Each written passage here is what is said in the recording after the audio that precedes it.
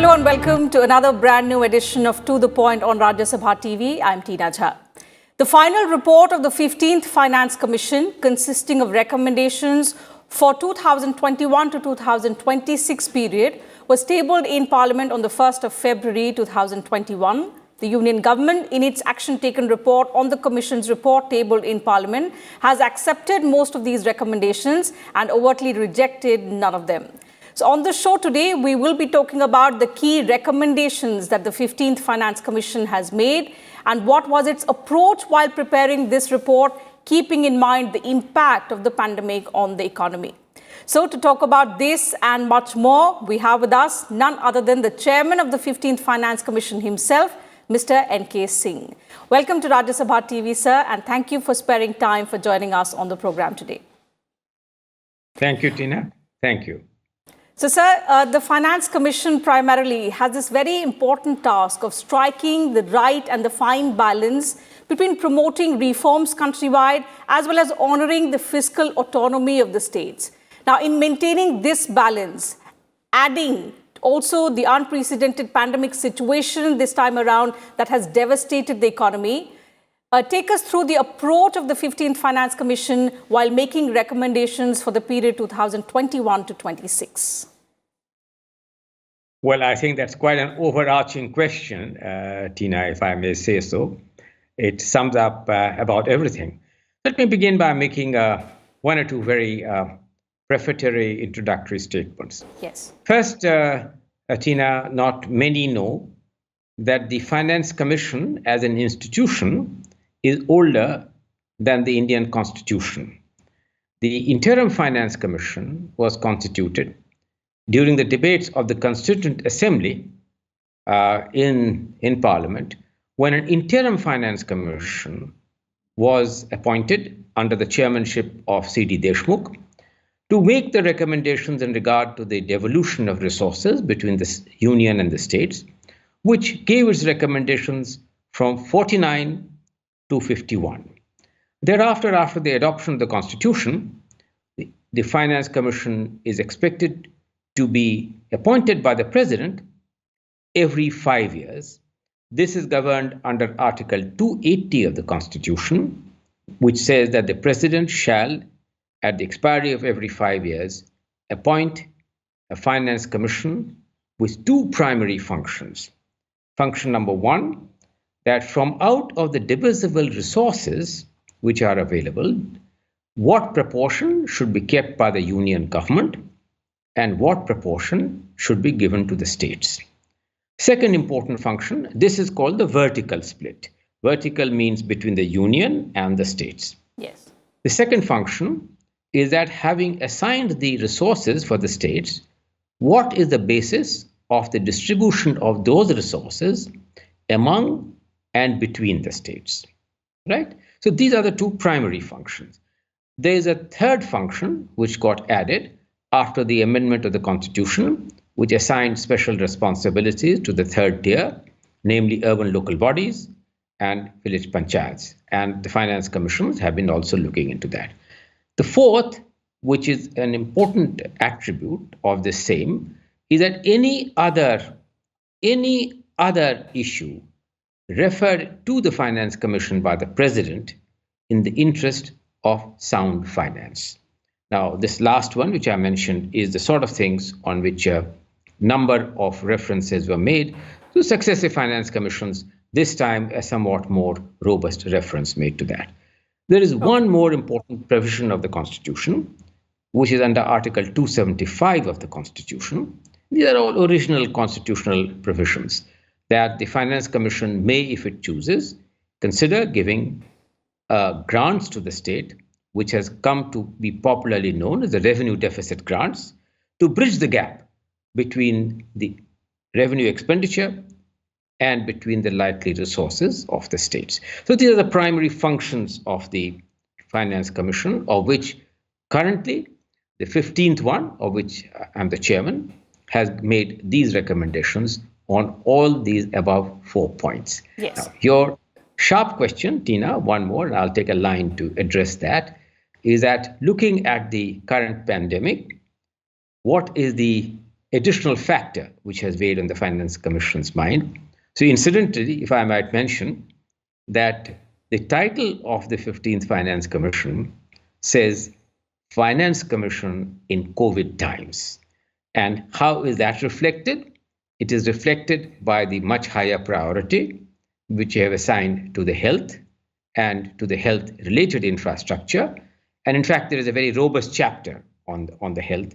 And in terms of the reprioritization of expenditure patterns, as well as some recommendations to the union government by assigning much higher levels of outlay and much deeper regulatory and other changes on health and health-related infrastructure. And much needed so after this once-in-a-lifetime pandemic that we have been through, sir. So let's begin talking about first the devolution formula. And this is something which, of course, is the most keenly watched by the states particularly. So you've recommended maintaining the vertical devolution at 41%.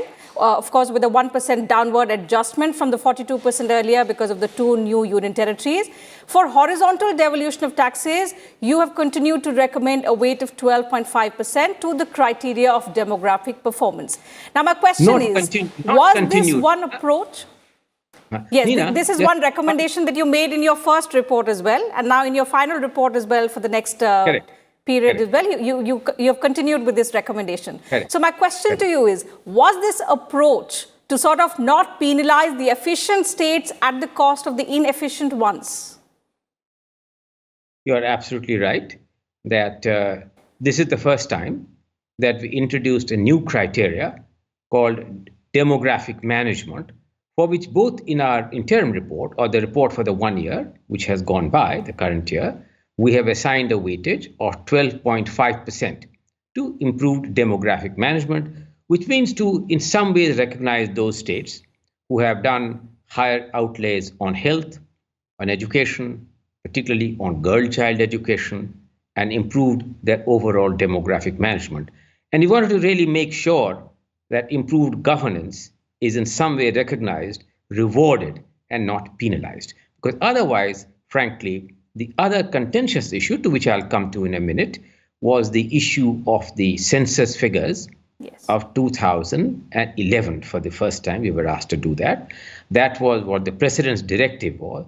We were the recipients of that particular terms of reference of using the 2011. We are not the originators of that. The terms of reference are given to us by the President, and we have to carry out in accordance with the presidential directive. So we recognize that some states, if we use the 2011 census population figure, some states which have had improved demographic management would perhaps be adversely affected. That is why we broke the population into one particular thing on population using the 2011 figures and assigned a new criteria for demographic management of 12.5%. Okay. So you've also used the tax and fiscal efforts as one criteria to reward the states that have higher tax collection efficiency. Now, going forward, do you think this is something which some states could complain about or have concerns over? No, I think that, Teena, you have raised a very important issue, that what is the basic philosophy behind the devolution formula? The basic philosophy, Teena, is to look at 3 factors and to assign almost equal weightage to those 3 factors. 1, need. Need is represented in terms of population, in terms of geographical area, and in terms of forest cover. Second, equity. Equity in terms of making sure that the poorer states are not adversely affected. And so we have used the criteria of per capita income, which have been given a weightage of 45%, and that represents the equity. Third, improved governance.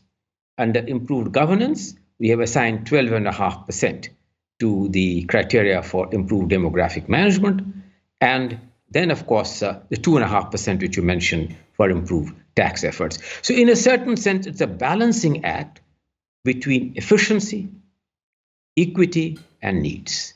And that's how the horizontal formula is something which we arrived at, and something which is reflected in our recommendations, and something which the government has also accepted. All right. So since we're talking about states and their concerns as well, another growing concern among the states is over the increasing incidence of surcharge and cess. So how do you think this can be tackled this can be addressed in the times to come? So, this is an important question. I'll make just three very brief comments. First and foremost, a disclaimer comment. The terms of reference of the Finance Commission, any Finance Commission, including this, is to comment on what constitutes and what should be the formula for the divisible pool. Now, how do you arrive at a divisible pool? There are three words which I will use, and forgive me for that. There is a word which I'll use called GRR, which is gross revenue receipts, right? Mm-hmm. Which means the total revenue receipts. And for the 5 years that I have dealt with in my award, the GRR is 154 lakh crores. Out of that, deduct, Neena, the dividends paid by the RBI, spectrum charges, and many other things which are not really shareable. And then you come to another figure called, from the GRR of 154 lakh crores, you come to something called GTR. GTR means gross tax revenue. That comes to 134 lakh crores. Out of the GTR of 134 lakh crores, you take out cess, surcharges, and other components which are not part of the divisible pool. And when you do that, out of 134 lakh crores, the divisible pool comes to 103 lakh crores, right? And from 103 lakh crores, the 41% which I have given to the states, you really get about 42 lakh crores, 10 lakh crores by way of grants. And when you add the two, it looks as though you are in the ballpark figure, or more or less evenly trying to balance the union and the states. Now, So first and foremost, cesses and surcharges have been left out of the divisible pool because they are part of a constitution which leaves out cess and surcharge from out of the divisible pool, because we are expected to only give our recommendations on that. Now, to include that will require a constitutional amendment. So this is first comment. My second comment, Neena, very quickly, is that we did recognize that through successive Finance Commission period, particularly between the 14th and the 15th, the incidence of cess and surcharge has gone up substantially. And the states feel that this is shrinking their divisible pool in a manner which in some ways neutralizes the importance of the role of the Finance Commission in dividing the resources. They feel that this is something which should be considered. So we are, Neena, the third Finance Commission to have adversely commented on the growing incidence of cess and surcharge. 14th had, 13th had, 12th had. And we recognize that, therefore, cesses and surcharges take away from the integrity of a divisible pool as enjoined under the Constitution. But that requires a constitutional debate. But we were conscious of this.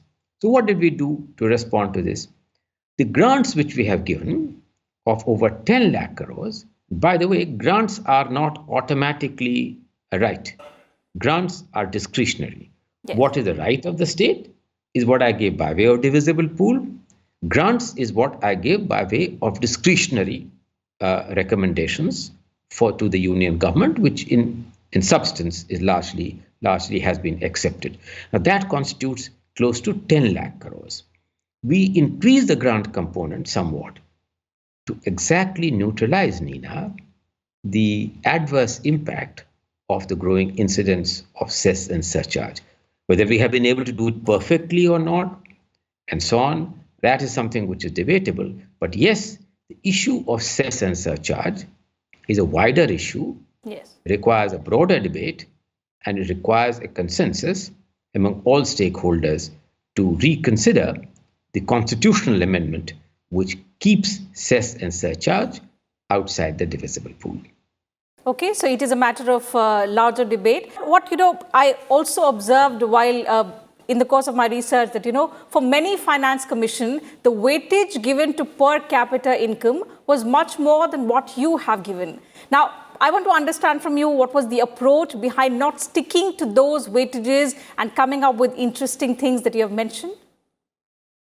So I think that many states, particularly those, the poorer states, particularly if I might mention my own home state of Bihar, from where I come from, a state like Uttar Pradesh, a state like Rajasthan, would have preferred the per capita weightage to be somewhat higher than what we have given, which is, by the way, not low, 45%. Now, as understandable, many states which are more advanced states have felt that even 45% is far too much. And this is penalizing states who have achieved greater economic progress and have higher per capita incomes. And that 45% was perhaps unacceptably high. So as I told you, I have tried to balance out the considerations of equity, of which this 45% is an important component, the issues of needs based on population and geographical area and forest cover, and the issues of efficiency through demographic management and through tax efforts. So in the end, it is a fine balancing act. A tilt more towards per capita income would have perhaps made some of the states, particularly if one uses the census figure of 2011, much more pronounced, and their adverse impact would have been more serious. So we have tried to balance the interests of the faster states, more advanced states, with the less growing states. We have also tried to balance the special problems of the Northeast and the Himalayan states in terms of the characteristic formula which is used of 90-10 in respect of the centrally sponsored schemes, which is going to continue.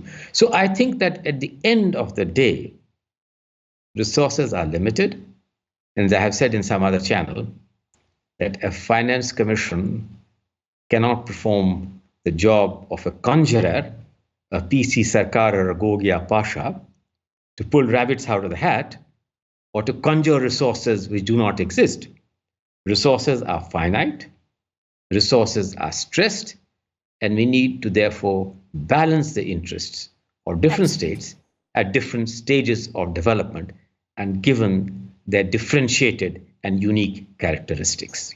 Okay, so since you talk about limited resources, another striking recommendation made by you, which I want to talk about, has been for the defense sector, where you suggest creation of a non-lapsible defense and security fund.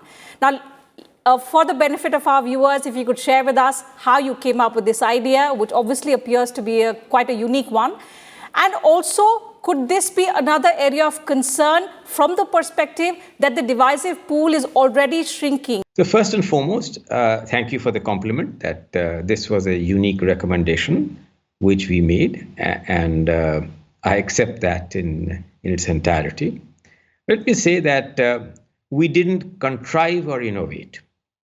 The president gave us a new, unique terms of reference, which was to examine the issue of creation of a non-lapsible fund for meeting the capital expenditure on internal security and on defense, which meant that the Ministry of Home Affairs and the Ministry of Defense. So we were only responding to a terms of reference which were given to us.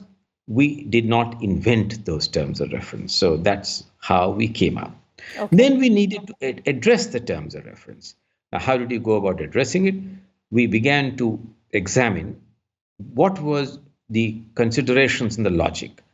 Many of us know that as far as the capital expenditure on defense and internal security is concerned, there is an asymmetry in the financial cycle and the procurement cycle.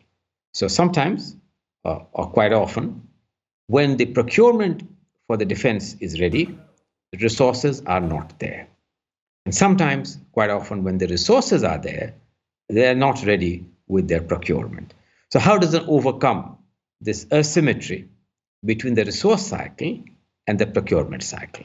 This is equally true of the paramilitary forces. And the one way of overcoming this was to have a non-lapsible fund, which gives predictability and stability to the availability of resources for meeting the capital expenditure. Now, therefore, we came to the conclusion that this was a desirable objective. Then we obtained opinions of legal luminaries. I might mention that we obtained the opinion of the famous legal luminary, Mr. Parasaran, who incidentally was also a member of the Rajya Sabha, since we are the Rajya Sabha TV. He is a very distinguished legal luminary based in Chennai. He gave the opinion that the issue of assigning of resources transcends any administrative boundaries or any classification, that it is the indivisible responsibility of every stakeholder and every Indian citizen to ensure that the needs of the defense are adequately met. What he really implied was that in this sense of the term, it transcends the kind of the seventh schedule of the Constitution, which assigns its responsibility entirely to the union government. We found this opinion exceedingly robust. Then he also told us that as far as the divisible pool which is given to the states, they need to be still untied, that under the Constitution, it would not be proper to put any restrictions on those resources which are given.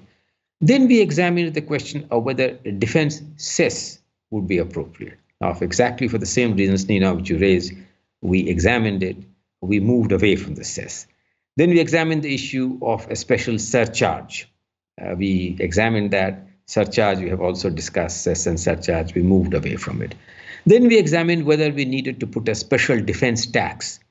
But considering the present already tax burdens and during this pandemic time, we moved away from a special tax. And yet resources had to be found. So we have found it by a model assigning resources from three sources.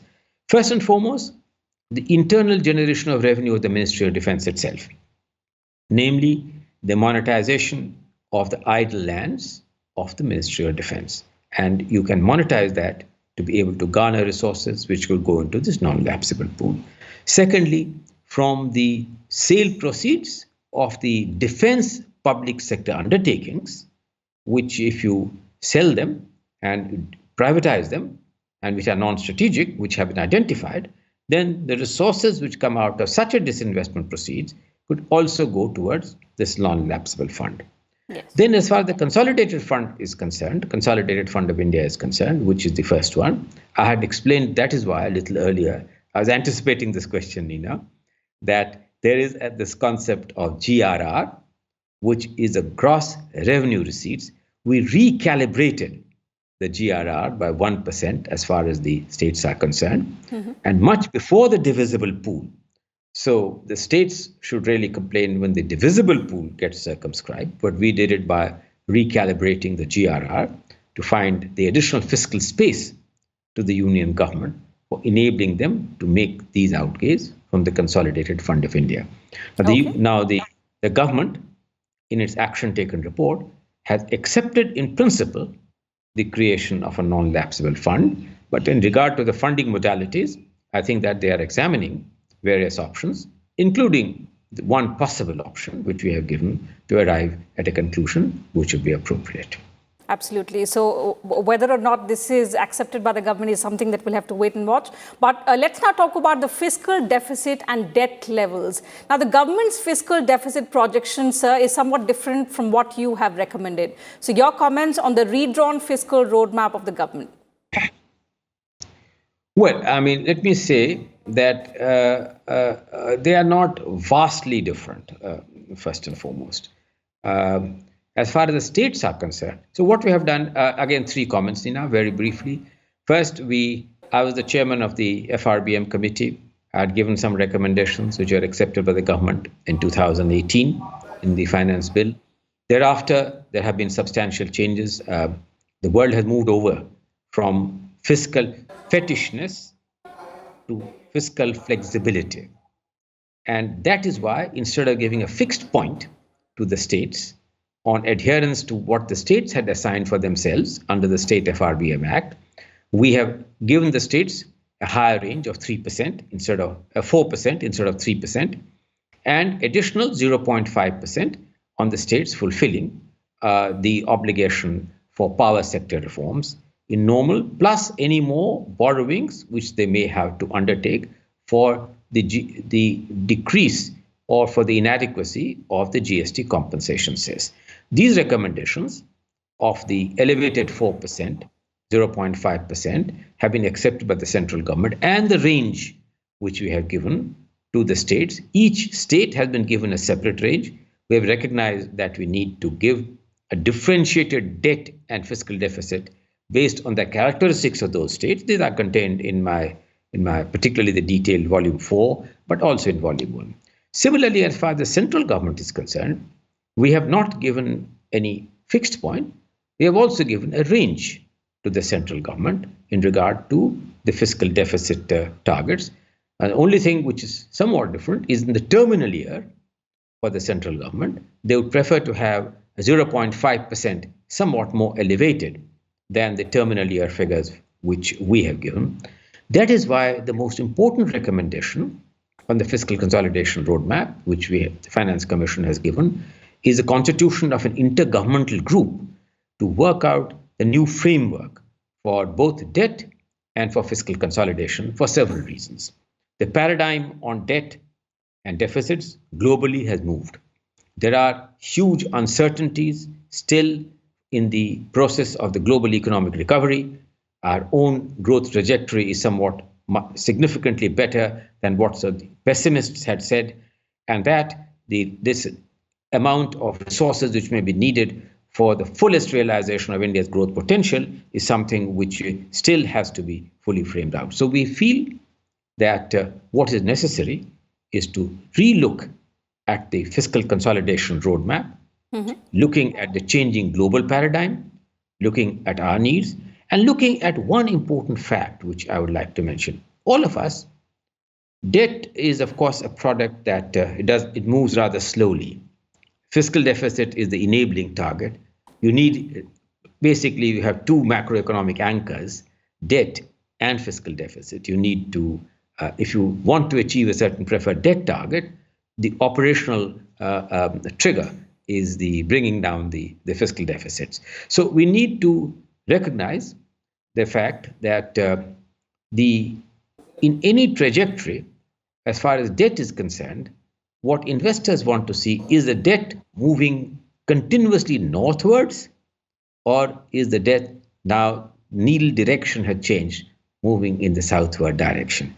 In the roadmap which you have given on debt, we have said that at the end of our award period, the overall debt would move in the southward direction, having peaked at a certain point in time.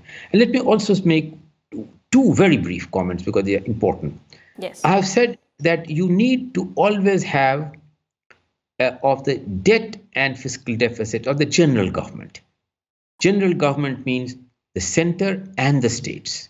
We need to make the states behave in tandem with the central government. You need to therefore concentrate on looking at the economy as a whole for the general government and not in compartments of the central government and the states.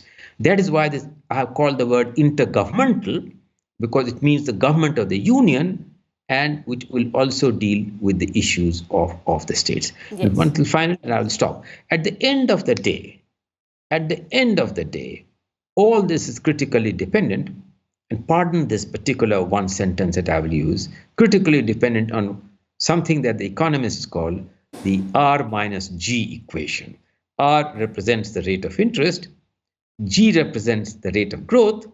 As long as the R minus G equation is positive, servicing of public debt is really not problematic. Yes. We believe that the important budget initiatives will going to enhance G, and therefore I think that the issues of debt sustainability will be less problematic if growth picks up substantially. Absolutely. Interestingly, the 15th Finance Commission has adopted different approaches towards various other sectors as well. We're running out of time, so we'll not be able to take up each one of them. Thank you, sir, once again for joining us on the program today and helping us and our viewers understand in detail the key recommendations that you, as chairperson of the 15th Finance Commission, have made to the government. Pleasure having you on the program. Thank you, Teena. Thank you. Thank you for your time.